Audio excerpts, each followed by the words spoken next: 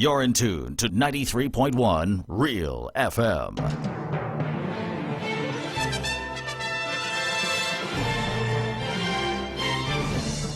It's 16 hours and it's now time for the news in detail.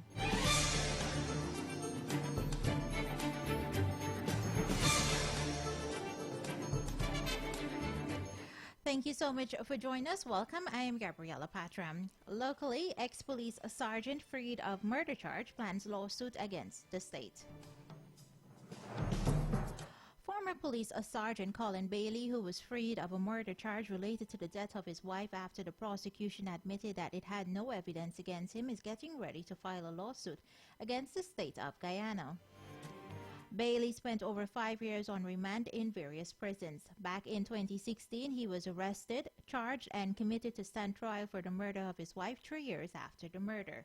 Last week in the High Court, a jury was instructed to return a not guilty verdict in the murder trial after the prosecutor told the court that there was no evidence linking the man to his wife's murder. During a virtual press conference today with his attorneys by his side, the former murder accused Colin Bailey said the state failed him badly and it has destroyed his life. He will seek damages.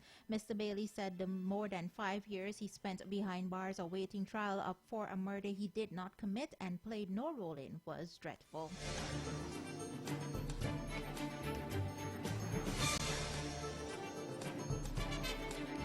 In the health sector, delivery of medical services in Region 1 boosted with new $7.3 million pickup. The delivery of health services in Region 1, Barima-Winey, has been boosted with the provision of a new Nissan Frontier vehicle valued at $7.3 million.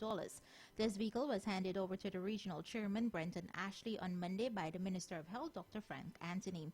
The health minister, while providing brief remarks, stated that the ministry is committed to ensuring that people in all communities have greater access to health services by upgrading infrastructure and services.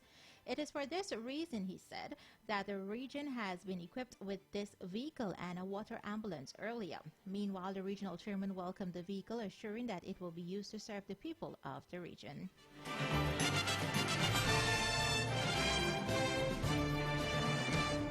On the international scene, mastermind of deadly 2016 Baghdad bombing caught, Iraq says.